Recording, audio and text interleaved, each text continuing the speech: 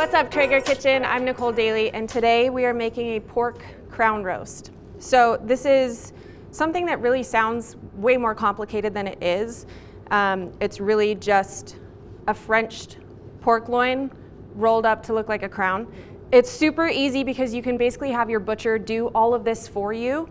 I'm going to show you how to do it today if you don't have a butcher that can do that. So what we've got here is a Frenched pork loin. This is essentially just a bunch of pork chops still tied together. And what we're going to do is we're just going to truss it up so it kind of turns into a crown. To do that, what you want to do is take a knife and just make a couple of slits along the back to help it bend. And I'm just going, maybe half an inch deep with like every other bone.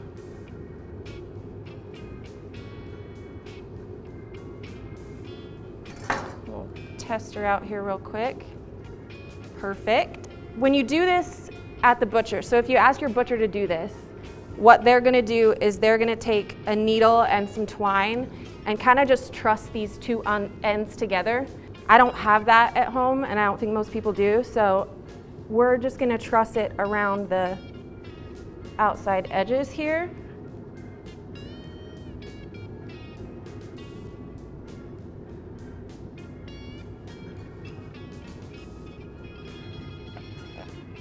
I'm gonna try to keep it as tight as we can.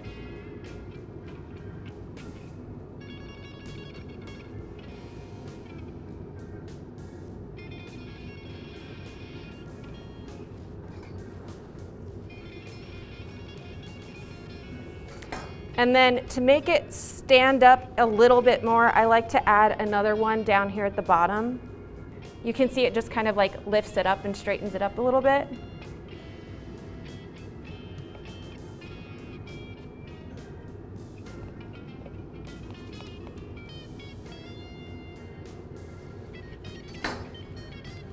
She's gorgeous. Just a couple of steps and it really transforms this whole thing. A lot of people will like to cook these with a stuffing in the center. I don't like to do that from raw. I prefer to do the things separately, and then when you go to serve it, you can just load it up in the middle. So all we're gonna do to this right now is just season it. We're gonna use pork and poultry. This obviously goes really well with pork. I like the color that all the different spices in here give the finished product, but it also is like slightly sweet, little bit of apple notes in there, kind of complements everything really, really well.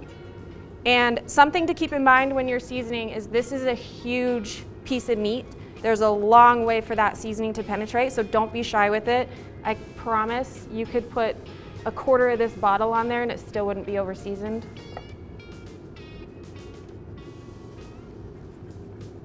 Make sure you're getting every little nook and cranny.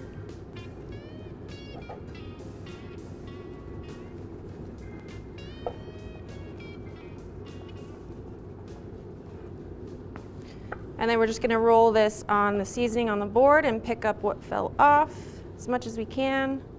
Make sure she's nice and coated.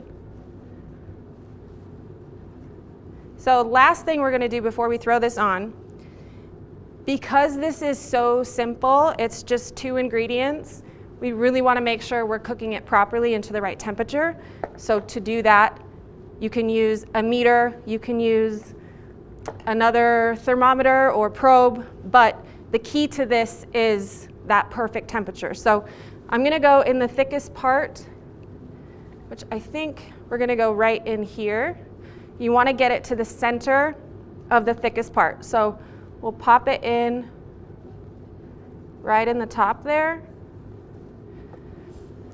And we're gonna just set the temperature in the meter app. You wanna get this to, your finished temp is 145.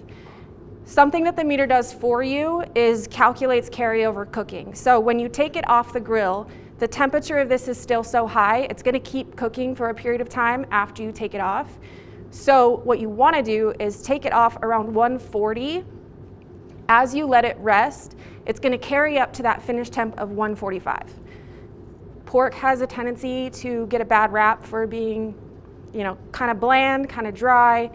The key to avoiding that is cooking it properly and to the right temp. I promise If you follow this temperature, it's gonna be super juicy, nice and moist, and perfectly pink.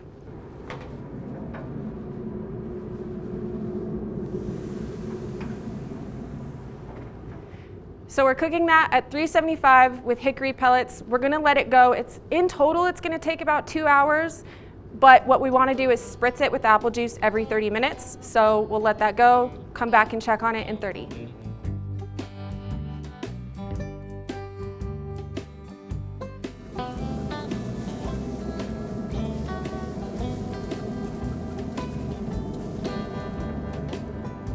Okay, so our meter says we have about 10 minutes left, and at this point we're going to baste with some barbecue sauce.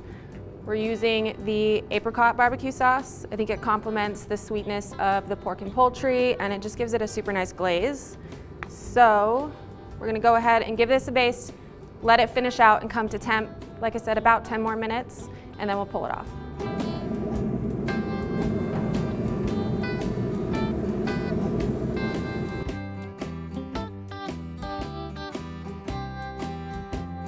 All right, our pork is up to temp, so we're just gonna pull it off.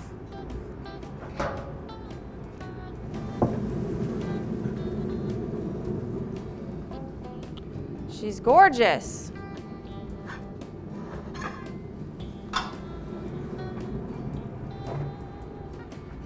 So crucial part of it, especially with a piece of meat this big, is the carryover cook and the rest. So we want to leave it here for about 15 minutes with the meter in and let it hang tight. The app will tell you when it's ready to go, but it's going to be about 15 minutes. Okay, our crown roast has rested. We're going to just take this meter out.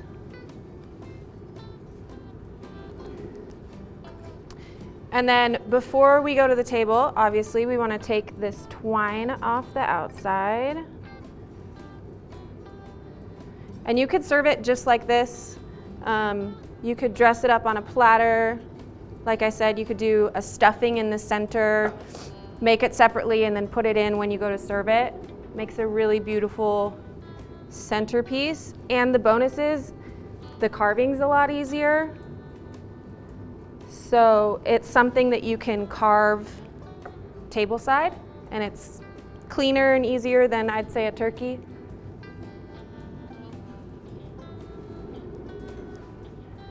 Okay, we're just gonna take off a tail end of this here. And essentially when you're carving this, all you're doing is just cutting them into chops. So you're just going in between the bones. Got a bit of an end piece here, so we'll take that off.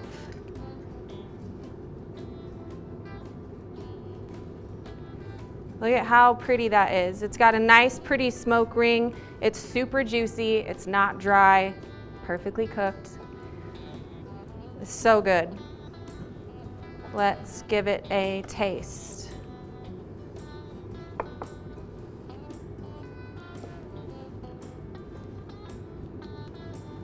Like I said, it's super moist. It has so much flavor. When you cook pork correctly, there is a lot of flavor that I think you lose when people tend to overcook it. It's nice and balanced with the sweet rub on the outside, and that glaze is just the perfect finish. This is such an easy dish that you can make for any occasion, for any holiday, and it really is a showstopper that's super simple. Get it from your butcher, throw a seasoning on it, let the grill and the meter do the rest of the work, and you're all set. Make sure you give this one a try on your next family party or holiday when you really want to wow somebody, have a beautiful centerpiece. Super easy. You can find the recipe in the description below, and make sure you check us out next time on Traeger Kitchen.